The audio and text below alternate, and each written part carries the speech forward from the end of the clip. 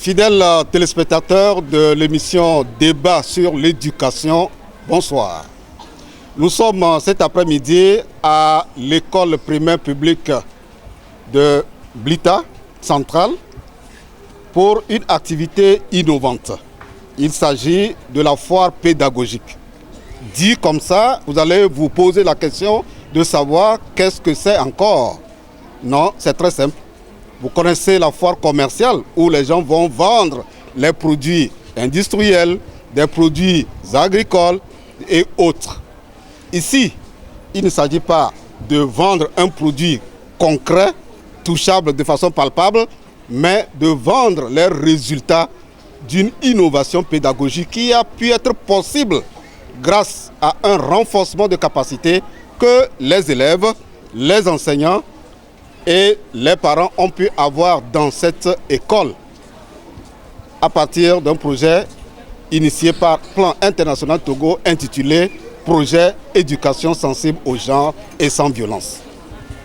Les renforcements de capacité que les acteurs ont eus, eh bien, ces renforcements ont produit des résultats. Et ces résultats sont très importants que vous puissiez les connaître. Et donc, d'ici peu, on ira panel par panel pour que les élèves d'une part, les enseignants d'autre part, le personnel d'encadrement aussi partagent les résultats qu'ils ont pu avoir. Mais ce que vous devez aussi savoir, c'est que cette école n'a pas été choisie au hasard. Il y a seulement 2 ans, eh bien, cette école a été primée, donc a reçu un prix d'excellence d'une école ayant expérimenté l'éducation non violente, les méthodes d'éducation sans violence. Et donc, nous allons demander au directeur de cette école de venir nous dire les critères qui ont milité en faveur de ce prix qu'ils ont reçu il y a quelques années. Et juste après, on ira vers le panel. Monsieur le directeur, bonsoir. Bonsoir, monsieur. L'école a reçu un prix de bonne pratique en matière d'éducation non violente. Est-ce qu'on peut savoir les critères qui ont milité et en quelle année vous avez reçu ce prix? Cette école a reçu le prix. Effectivement, nous avions été formés sur les codes de discipline positive. Et après, il fallait les mettre en application. Après, nous avons constaté aussi qu'il y a des suivis de nos chefs immédiats, je veux dire des conseillers pédagogiques, des inspecteurs.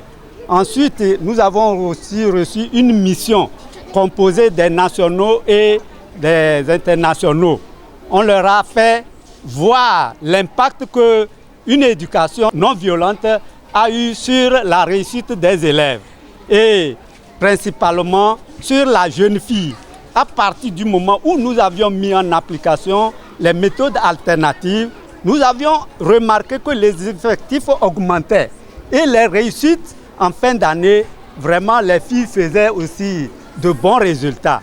Je pense que c'est ce qui nous a valu ce prix.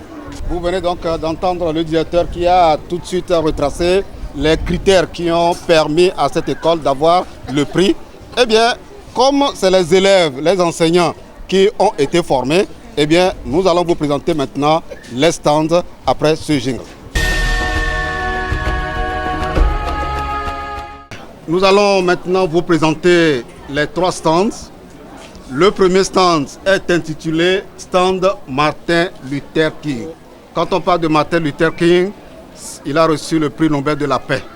Donc, c'est les icônes de paix, ceux qui sont reconnus de façon internationale comme porteurs des valeurs de paix. Eh bien, c'est eux que nous avons choisi pour baptiser nos stands.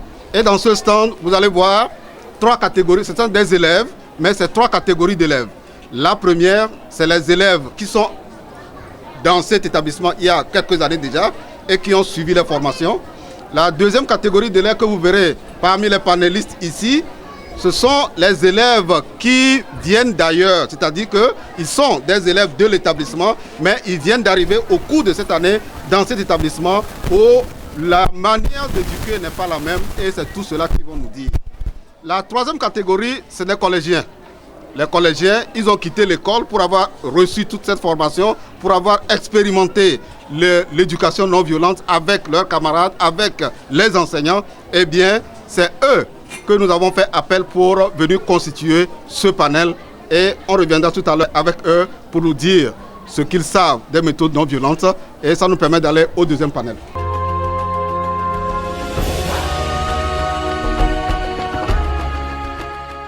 Alors, nous sommes au panel numéro 2, baptisé Stand Nelson Mandela. Et quand on parle de Nelson Mandela, vous savez qu'il était le président de l'Afrique du Sud. Mais avant d'être président d'Afrique du Sud, il a subi plus de 27 ans. Il a souffert en prison. Et mais quand il est sorti, eh bien, il a prôné la paix, rien que la paix, sans vengeance. Et cela lui a valu, n'est-ce pas, le prix Nobel de la paix. Dans ce panel, ce sont des enseignants. C'est eux qui sont formés sur les méthodes d'éducation sans violence, avec les codes de discipline et autres. C'est eux qui expérimentent au jour le jour, eh bien, les nouvelles pratiques pédagogiques, la nouvelle pratique pédagogique, les nouvelles façons d'éduquer sans aucune forme de violence sur les enfants. Et c'est de tout cela qu'ils nous diront. On va au troisième panel pour voir qu'est-ce qui est écrit là-bas et quel est le titre que nous avons donné. Nous sommes au troisième panel. Le nom est clair. Yawa Djigodi Tchegan. C'est le nom qui a fait son apparition après les élections législatives au Togo du 20 décembre, où une femme, pour une première fois, a été portée à la tête de l'Assemblée nationale togolaise. Si les filles sont éduquées sans violence, aussi bien à l'école qu'à la maison, eh bien, elles ont toutes les chances de faire des études de façon correcte pour se retrouver un jour comme leader. Donc, vous comprenez que dans ce panel, on va parler de leadership féminin. On va parler aussi de la pérennisation puisque la composition du panel, c'est le directeur de l'école, c'est les inspecteurs et conseillers pédagogiques. C'est eux que nous allons interroger pour voir si le projet finit. Est-ce que les méthodes d'éducation vont continuer ou bien ça va, le vieil homme va revenir. Nous espérons que le vieil homme ne va pas revenir, puisque un projet a un début et une fin. Et donc, on doit mettre en place tous les mécanismes pour que toutes les promotions d'enseignants qui vont passer, toutes les promotions d'élèves qui vont passer dans cet établissement, eh bien, les méthodes d'éducation sans violence puissent continuer sans plan international, sans autres partenaires qui, en tout cas, qui pilotent les projets de non-violence.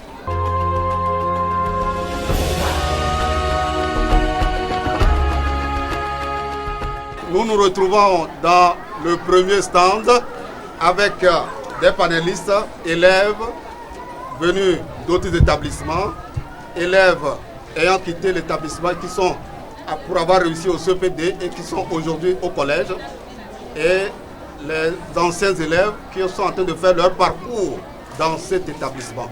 Alors, chers élèves, bonsoir. Ça va bien? Ça va bien. Alors,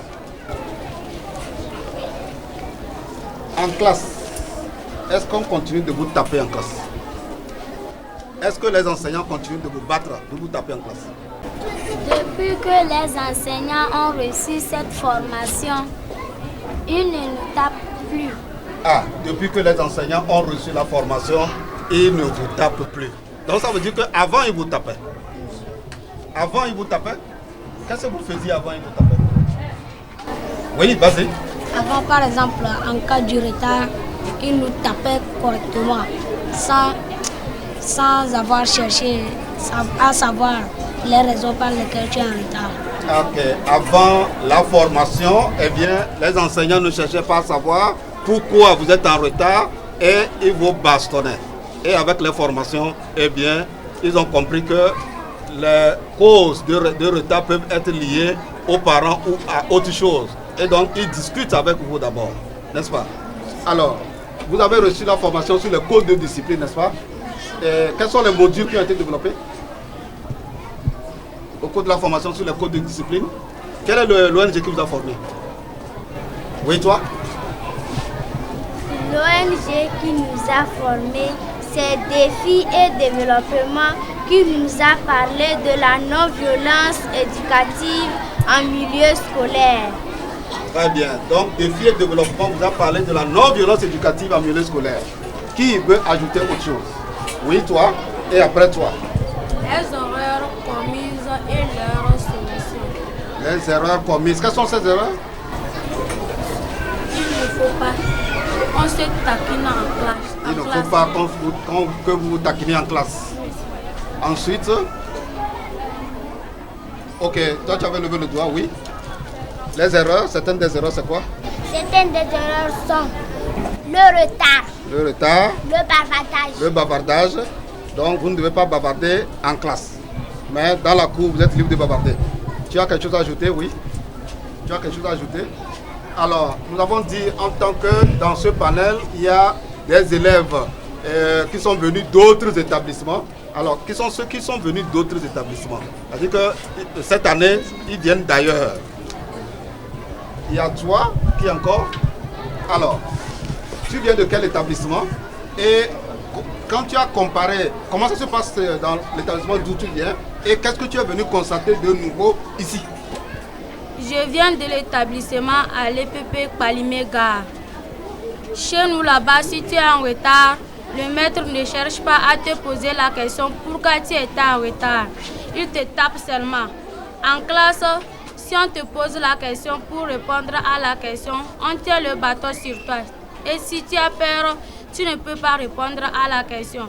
Mais ici, si tu es en retard, le maître cherche à te poser la question. Je faisais quoi à la maison et je suis en retard. En classe, si on te pose la question, on ne tient pas le bâton sur toi et tu vas avoir peur, tu ne peux pas répondre à la question. C'est pourquoi les élèves et les maîtres sont devenus les amis. Très bien. Ici, c'est une école amie des enfants, puisque ici, comme elle vient de le dire, le maître ne tient pas le bâton quand il interroge l'enfant, parce que si l'enfant voit le bâton, il va avoir peur. Alors, et quand il est en retard, quand l'élève est en retard, eh bien, on discute d'abord avec l'élève, on cherche à comprendre les causes du retard et on l'aide à ce qu'il ne soit plus en retard. Alors, vous qui êtes des collégiens, vous aussi, vous venez de cet établissement, vous avez été formés sur les méthodes non violentes, n'est-ce pas?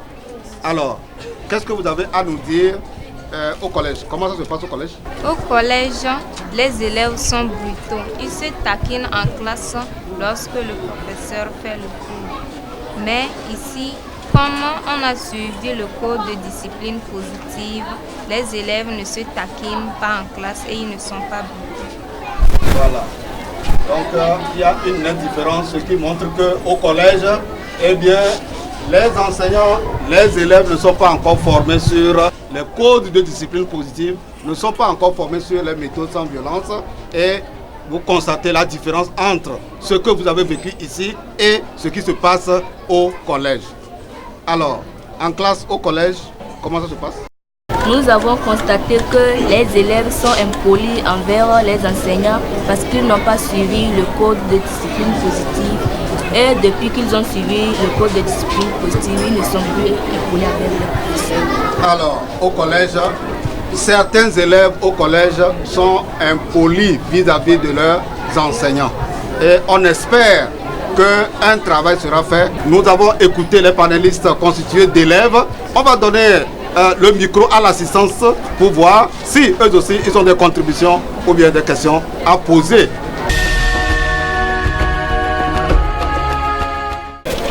Je voudrais féliciter et encourager les élèves du stand 1 Martin Luther King. Ma question est posée ou est adressée aux élèves qui ont été formés dans cet établissement et qui aujourd'hui ont réussi à leur CEPD et qui sont au collège où les enseignants ou même les autres élèves ne sont pas forcément formés.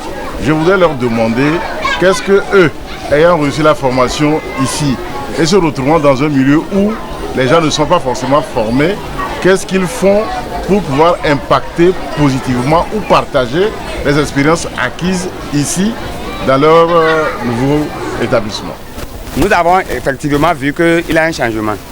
Mais ma contribution va aux parents. Pour que l'enfant ne vienne pas en retard, il faut que les parents aussi aident l'enfant. Pour que l'enfant puisse apprendre, que les parents aussi aident l'enfant. Ce n'est pas un goût pour nous, un bonheur pour nous de taper les enfants. Pas du tout. Ce n'est pas une force que nous dépensons pour taper les enfants. Ça ne nous honore même pas d'ailleurs. Nous aussi, nous avons des enfants. Donc ce n'est pas sérieux. Alors les parents aussi doivent contribuer à l'amélioration de ces concepts de non-violence à l'école et à la maison aussi. Eux aussi tapent les enfants à la maison, c'est pas bon aussi. La question vous a été posée, vous qui êtes au collège, comment vous faites, ayant constaté de temps en temps que certains élèves ne se comportent pas bien, à l'endroit de leurs camarades d'abord et à l'endroit aussi des enseignants. Comme vous avez été formés, vous connaissez les méthodes sans violence, qu'est-ce que vous faites? Qui veut commencer? Oui.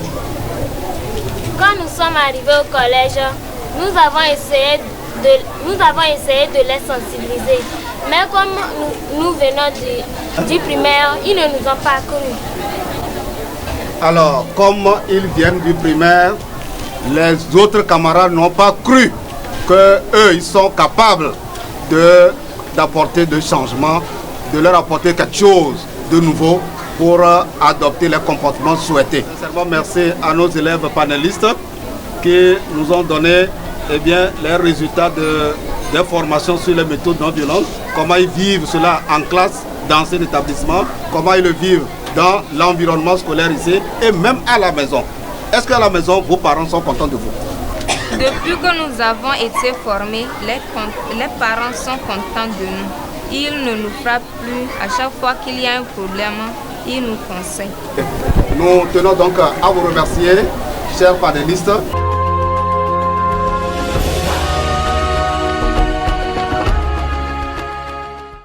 Après le stand des élèves, nous sommes maintenant au stand des enseignants. Chers enseignants, bonsoir. Bonsoir. Vous êtes tous enseignants de cet établissement et vous avez été formés. La formation a porté sur quoi?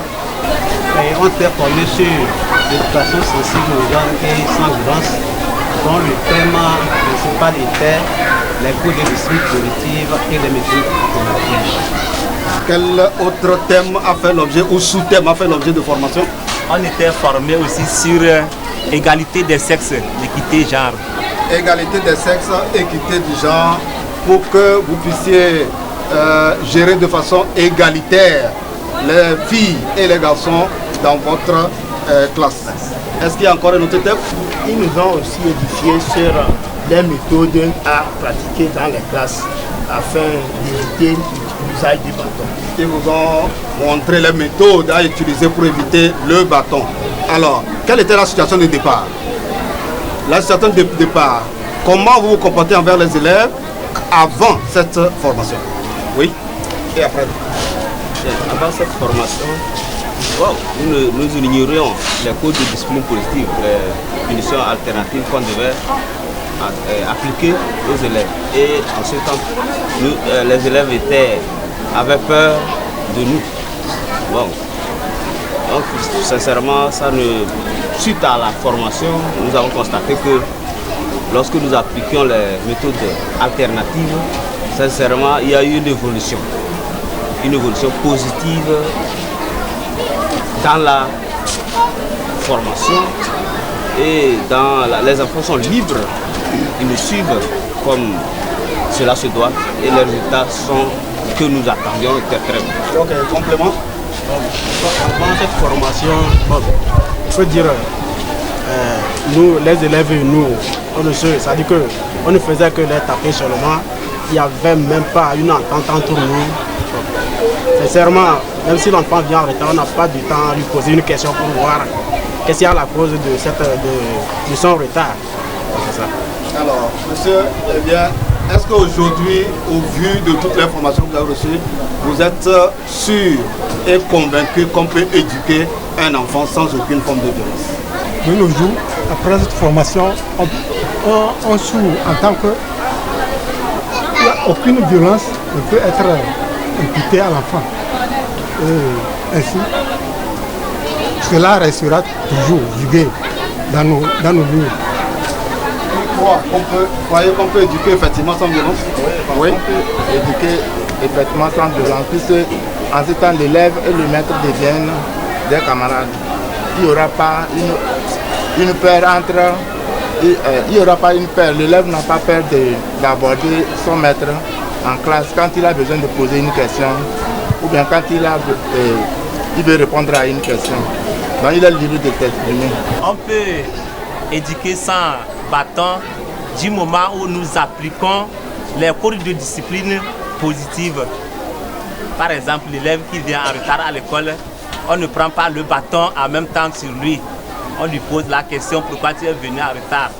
Si le retard persiste, on interpelle le parent et on lui donne des conseils. En classe aussi, bon, avant la formation, les mises à genoux étaient régulières. Actuellement, avec nos élèves, nous travaillons en harmonie. Ils n'ont pas peur de nous parce qu'il n'y a pas le bâton derrière eux. Ils posent les questions quand ils ne comprennent pas. Et ils participent au cours. Et tout le monde maintenant est content, fier de venir à l'école parce qu'ils n'ont pas peur du bâton. Une éducation sans peur, c'est ce que les enseignants sont en train de nous dire. Ils ont su, à partir des formations sur le code de discipline positive, ils ont su instaurer dans cet établissement et c'est rentré dans la culture de tous les enseignants de façon qui enseignent ici.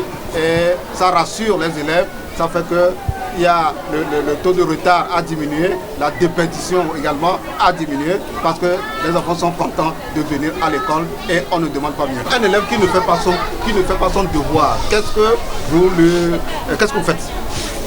Bon, nous cherchons à savoir pourquoi il n'a pas traité son devoir. Bon, s'il s'agit du devoir de maison, donc on demande peut-être s'il n'a pas la lumière à la maison bien quoi. Et nous cherchons à dialoguer avec les parents. Et nous trouvons la solution. Aussi, si c'est en classe, on lui demande pourquoi, on lui dit ce pourquoi il est en classe. Puisque tu es venu à l'école pour réussir demain. Si tu restes comme ça, à la fin de l'année, tu vas reprendre ta classe. Et donc, c'est comme ça jusqu'à la fin du trimestre. Les enfants voient que ceux qui sont disciplinés en classe réussissent, ceux qui ne suivent pas donc ne réussissent pas. Et au second trimestre, on remarque que les autres qui ont échoué adoptent le comportement des autres là et les résultats changent. Pour des enfants qui ne traitent pas son devoir en classe, à cet enfant laquelle il lui donner, donc il suffit seulement de l'envoyer au tableau, il fait la correction du devoir. Et l'enfant qui est en retard, vous faites quoi? L'enfant qui est souvent en retard, vous faites quoi? L'enfant qui est souvent en retard, dans le retard sur le test, le responsabilise. Donc dorénavant, c'est toi qui vas monter les couleurs. Pour chaque, on lui donne les prix de la porte et à chaque matin, c'est lui qui ouvre les portes. Très bien. Fidèles téléspectateurs, vous êtes en train de suivre les enseignants qui sont en train de nous dire les méthodes non violentes qu'ils utilisent. Et comme il vient de le dire, un enfant qui vient souvent en retard, qu'est-ce qu'on fait? On le responsabilise. C'est toi qui vas ouvrir la salle de classe ou c'est toi qui vas monter les couleurs. Et là, il se voit obligé d'être à l'heure pour pouvoir assumer cette responsabilité. Et comme ça, il saura que, eh bien, il ne doit plus être en retard. Mais quand l'enseignant ne sont pas formés, eh bien, c'est le bâton qui prend la place. Et nous voulons qu'on arrive à une tolérance zéro de violence au sein des établissements, en tout cas au sein de cet établissement. Alors, nous savons qu'au niveau du corps enseignant, eh bien, il y a des mouvements qui se font. C'est-à-dire qu'on peut affecter un certain nombre d'enseignants, alors de nouveaux enseignants peuvent arriver. Ça fait partie du fonctionnement de l'administration. Alors, est-ce qu'il est arrivé qu'après la formation, vous avez accueilli à votre sein eh bien, des enseignants venus d'ailleurs, qui n'ont pas reçu la formation? Je suis dans le cas. Avec le temps. Voilà, vous venez de quel établissement? J'étais ici, mais j'étais tombé malade et je suis revenu. Là, en ce moment, ils ont déjà suivi la formation. D'accord. Et quand vous êtes venu, qu'est-ce que vous avez constaté au niveau de vos camarades? J'ai constaté un changement. Et après tout, écouter Jean était venu 2 fois. Donc, en posant des questions, moi aussi je suis rentré dans le bain. Donc, quand il est arrivé aussi, nous nous sommes réunis avec le directeur et nous avons partagé ensemble les acquis de la formation. Et on a partagé les acquis de la formation et aussi, lui aussi, la formation aussi a pratiqué. Bien, fidèles spectateurs, les enseignants ont dit l'essentiel de tout ce qu'ils font pour instaurer la non-violence au sein des établissements. On va donner, comme nous l'avons fait avec le panel précédent, on va donner le micro aux participants, élèves, autorités et parents d'élèves, tous ceux qui sont là. Ils peuvent poser toutes les questions aux enseignants et ils vous donneront les réponses.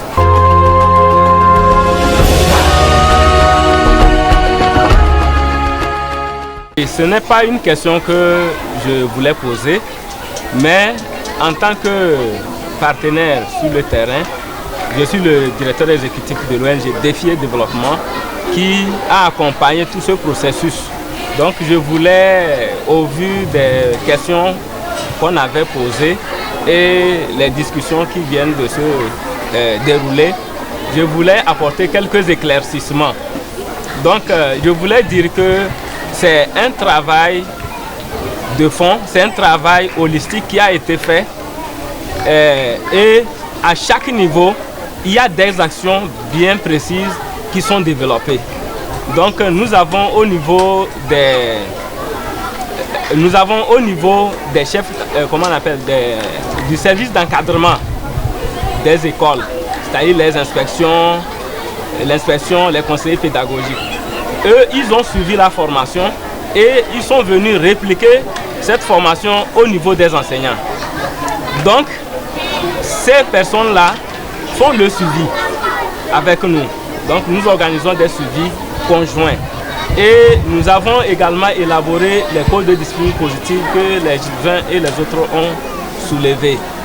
Maintenant, dans le travail, lorsqu'ils ont des difficultés, ils nous interpellent, ils interpellent l'animateur qui est sur le projet et on les accompagne. Donc c'est ainsi que au niveau des écoles, vous allez voir que les choses évoluent. Juste un témoignage pour dire qu'on peut réussir une éducation sans avoir recours à la violence. Je vais donner un cas concret. À cette rentrée, si un parent est venu avec un enfant qu'on devrait inscrire en classe de CE1, l'élève n'avait pas de scolarité, mais quand nous nous étions enquêtés autour de cet enfant, il était irrégulier dans l'établissement où il était, mais le parent qui est venu avec l'enfant, d'abord ce n'était pas son propre enfant, c'est un boucher. Donc l'enfant de temps en temps est là-bas, il tourne dans le parking. Et quand nous avions su que c'est comme ça, nous avons pris l'enfant. Et de temps, on lui pose la question, est-ce que tu vas venir à l'école? Il dit oui. Mais les débuts, il était encore irrégulier. Et en fin de compte, il est régulier, on lui donne des conseils régulièrement et son maître peut approuver. Actuellement, il est régulier, il vient tous les jours à l'école et il n'est plus aussi virulent, il n'est plus brutal envers ses collègues.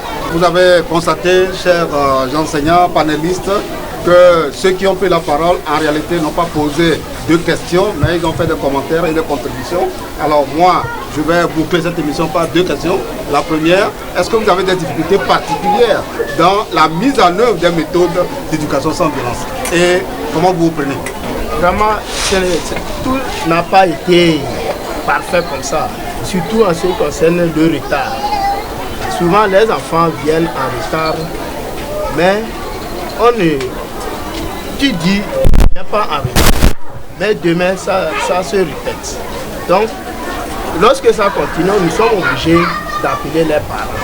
Et c'est en cela que si ça continue, nous sommes obligés de responsabiliser l'enfant. Mais ça ce n'est pas à 100%, mais c'est diminué. Ce n'est pas à 100%, ça a beaucoup diminué. Alors, dernière question, qu'est-ce que vous faites pour que vraiment ces méthodes-là continuent après la fin du projet? Nous allons sensibiliser nos camarades qui n'ont pas été formés sur le cours de discipline positive après le projet.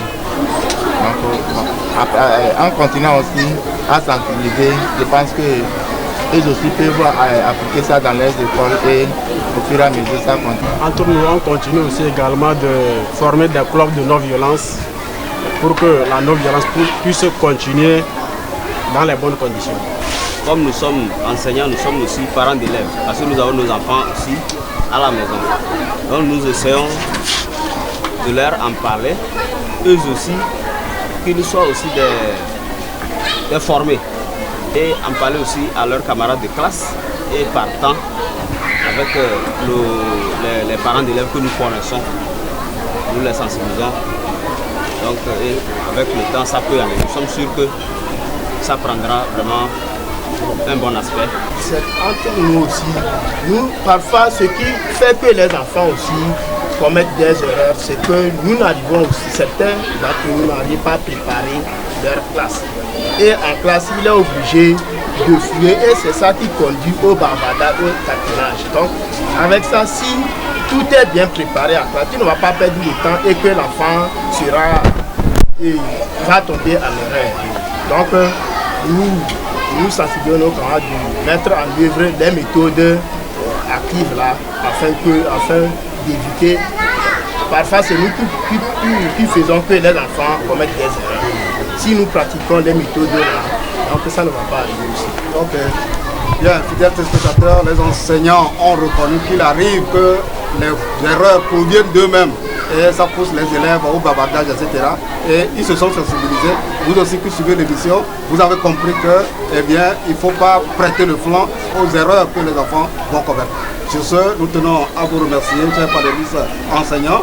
Et bon courage pour le travail formidable que vous faites pour asseoir la culture de la non-violence grâce aux formations sur les cours de discipline des autres, eh bien, et au suivi de votre personnel d'encadrement. Eh bien, on espère que tout ira pour le bien.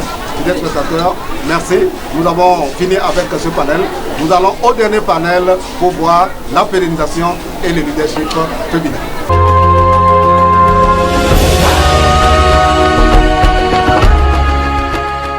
Fidèles téléspectateurs, nous sommes au dernier stand où le personnel d'encadrement, l'enseignante et le directeur de l'établissement vont nous présenter, partager, vulgariser, n'est-ce pas, les bonnes pratiques et surtout les mécanismes, les dispositions prises pour que, eh bien, qu'ils puissent avoir pérennisation.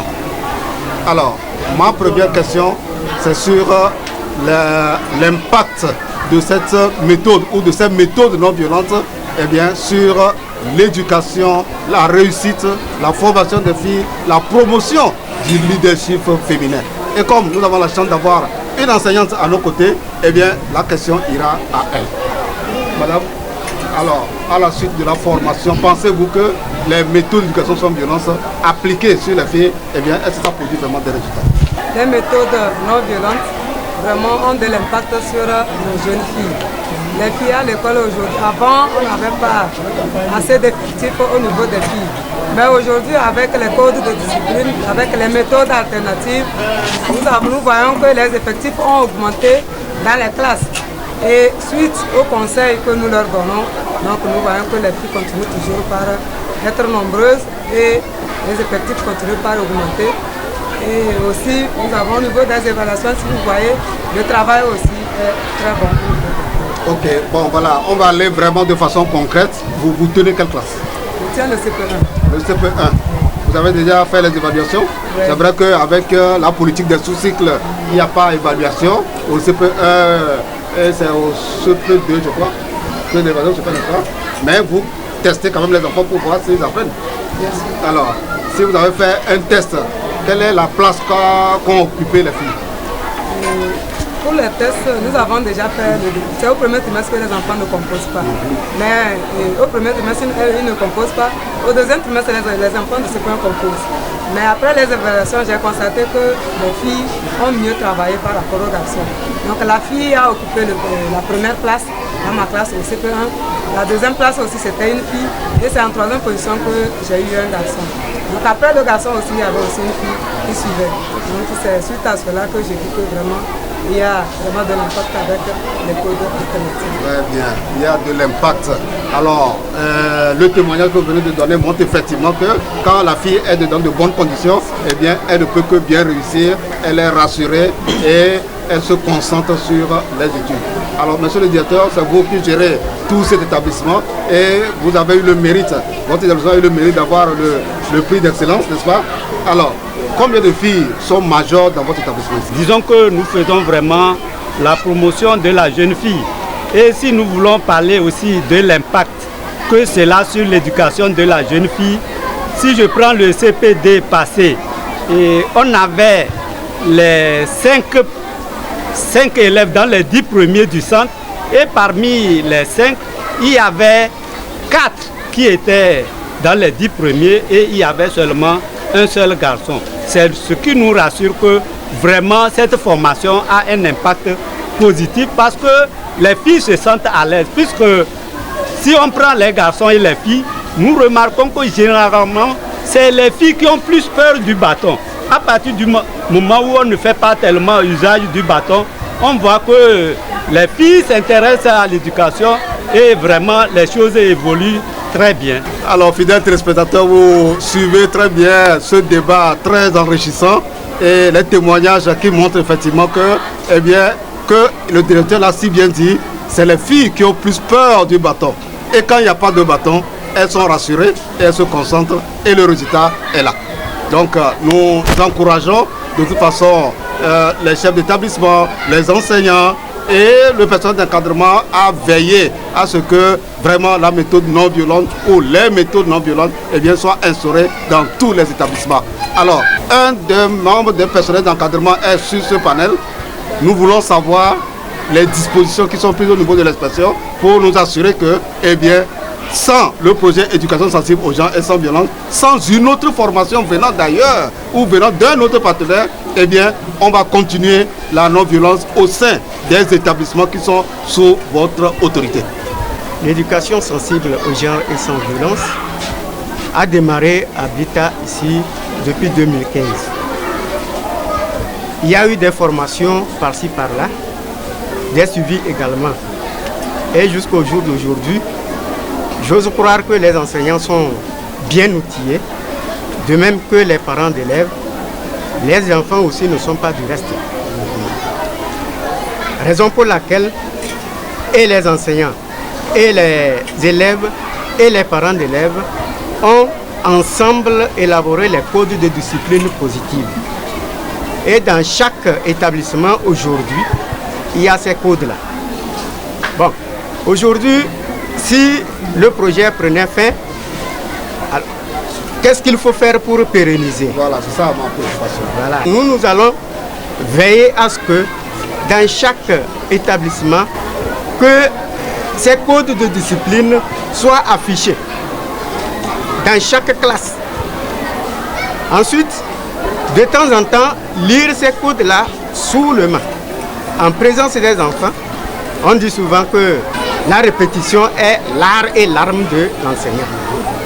Donc de temps en temps, ne serait-ce qu'une fois dans le mois, on lit ensemble sous le main pour rappeler les enfants la conduite à tenir. On peut également insérer ou bien incorporer ces disciplines-là dans le règlement intérieur pour que chacun soit imbibé. Ensuite, organiser de temps en temps la réunion avec les APE, les COGEP, pour que la situation soit pérennisée ou bien soit rebondisse à la maison. L'enfant ne peut pas vivre un climat ici à l'école et vivre un autre ailleurs. Donc en synergie avec les parents d'élèves. Bon, je parle bien sûr des enseignants. Dans leur synergie d'action, tous vont œuvrer pour que la violence cesse ici. Et ensuite, nous allons exiger à ce que chaque directeur demande à chaque enseignant d'écrire en gros caractères au fronton de chaque classe que la peur bloque les enseignements. Et la réussite. Et la réussite. De notre côté, nous n'allons pas lésiner aussi sur les moyens. En quoi faisant? De temps en temps, nous avons des réunions avec les enseignants, les directeurs d'école. Nous allons réserver au moins une petite plage horaire pour leur rappeler les bienfaits de ce projet. Attirer leur attention sur les effets néfastes de la violence, surtout sur les personnes vulnérables et en particulier les filles. En ce sens, si nous pouvons obtenir ce cap ou bien maintenir ce cap, nous pensons que nous allons pérenniser ce projet et nous allons aspirer vers une société viable sans violence. Le représentant de l'inspection a fait des promesses de ce qu'ils vont faire pour qu'il y ait une certaine pérennisation de tous les acquis de la formation sur les codes de discipline positive. Et donc, nous allons maintenant donner la parole au public qui voudrait bien réagir avant de boucler cette émission.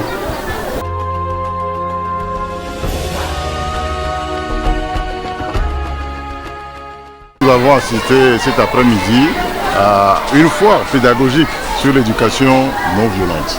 Et cette foire, à travers les 3 stands présentés de façon excellente par Pascal Toyi, nous a énormément édifié. En ce sens que nous avons compris que même les élèves, les enseignants et le personnel d'encadrement a maîtrisé le sujet, le met en application et nous comprenons qu'en appliquant cette méthode non violente dans les établissements, comme l'a dit déjà le directeur, eh bien, les résultats sont beaucoup plus en faveur, surtout des filles, et sans oublier naturellement les garçons. Donc nous avons une très bonne impression de cette méthode d'éducation non violente dans nos écoles. Nous avons trouvé que d'abord l'activité est innovante. C'est la première fois que le réseau nous a aidé vraiment à la dérouler sur le terrain. Et en croire les panélistes, je pense que la culture de la non-violence est en train de s'installer dans les activités pédagogiques. Vous avez vu le témoignage des enfants, le témoignage des élèves et le témoignage des enseignants et du corps d'encadrement. Ça veut dire qu'un travail a été fait et nous sommes sûrs que d'ici 2 ans ou bien 3 ans, nous allons vraiment constater ces fruits-là. Puisqu'il s'agit d'un changement de comportement et nous sommes conscients qu'en une année, en 2 ans, en 3 ans, en 4 ans, il y a toujours des résistances. Et nous connaissons nos normes, nos croyances qui sont toujours là. Et le travail qui doit être fait pour qu'on puisse vraiment éradiquer définitivement la violence de nos écoles. Passer de l'interdiction à l'élimination. Donc nous nous disons qu'il y a encore du chemin à faire. Et surtout, les activités sont concentrées au niveau du primaire. Mais maintenant, lorsque les élèves quittent le primaire, ils se retrouvent au secondaire. Qu'est-ce qui est fait à ce niveau? Voilà, nous avons fini notre foire pédagogique. Le partage d'informations sur les bonnes pratiques et les résultats de l'éducation non violente vous ont été présentés par tous les panélistes et nous espérons que vous en avez tiré profit. Nous espérons que vous allez approcher, n'est-ce pas, cette école, l'inspection de Blita qui fait toute cette belle expérience pour la répliquer ailleurs, partout où besoin est. Puisque l'objectif visé par le projet éducation sensible au genre et sans violence, c'est que dans toutes les écoles, du préscolaire jusqu'à l'université, eh bien, qu'aucun enseignant ne soit porteur de violence, aucun élève ne soit porteur de violence. Et comme ça, on aura un pays de paix et nous allons vivre ensemble. Parce que le vivre ensemble, il faut que les acteurs qui sont et les gens de la communauté, école, communauté, nous tous, que nous soyons porteurs des valeurs de non-violence et nous serons convaincus qu'on va vivre dans un Togo de paix. Le défi est grand, mais ce n'est pas impossible puisque les preuves ont été partagées au cours de cette foire. Nous tenons à vous remercier, à remercier Plan International Togo qui a permis que cette émission soit réalisée et nous vous donnons rendez-vous pour la prochaine fois.